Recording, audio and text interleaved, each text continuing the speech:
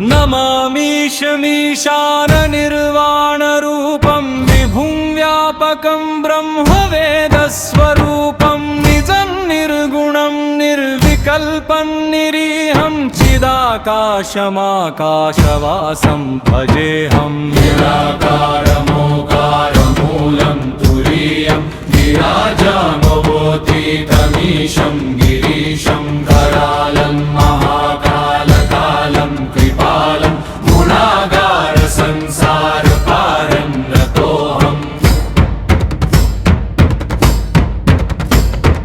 तुषाराद्रिसङ्काशगौरं गभीरं मनोभूतकोटिप्रभाश्रीशरीरं स्फुरं मौलिकल्लोलिनी चारुगङ्गालसद्भालबालेन्दुकण्ठे भुजङ्गा। निराकारमोकारमूलं तुरीयं गिराज्ञानगोतीतमीशं गिरीशं करालं महाकालकालं कृपालं गुणागार संसारपारं नतोऽहम्।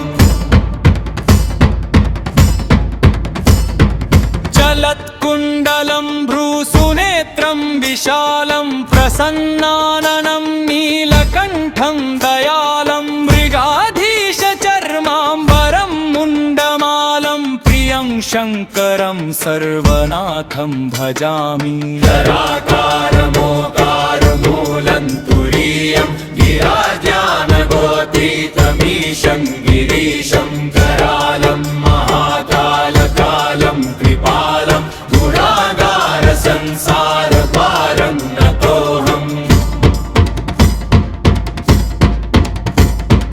प्रचण्डं प्रकृष्टं प्रगल्भं परेशम् अखण्डम् अजं भानुकोटिप्रकाशं त्रयशूलनिर्मूलनं शूलपाणिं भजहं भवानीपतिं भावगम्यम्। निराकारमोकारमूलं तुरीयं गिराज्ञानगोतीतमीशं गिरीशं करालं महाकालकालं कृपालं गुणागार संसारपारं नतोऽहम्।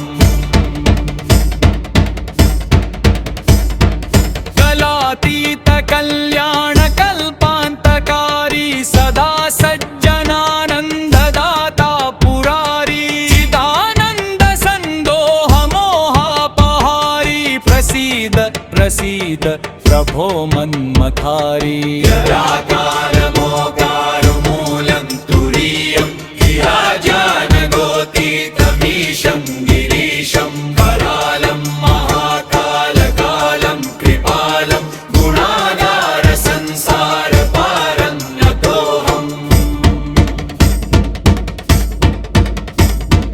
न यावत् उमानाथ पादारविन्दं भजन्ति लोके परे वा नराणां न तावत् सुखं शान्ति सन्तापनाशं प्रसीद प्रभो सर्वभूताधिवासं। निराकारमोकारमूलं तुरीयं गिराजानगोतीतमीशं गिरीशं करालं महाकालकालं कृपालं गुणागार संसारपारं नतोऽहम्। न जानामि योगं जपन्नैव पूजां नतोऽहं सदा सर्वदा शम्भुतुभ्यं। जराजन्मदुःखौघतातप्यमानं प्रभो पाहि यापन्नमामीश शम्भो। निराकारमो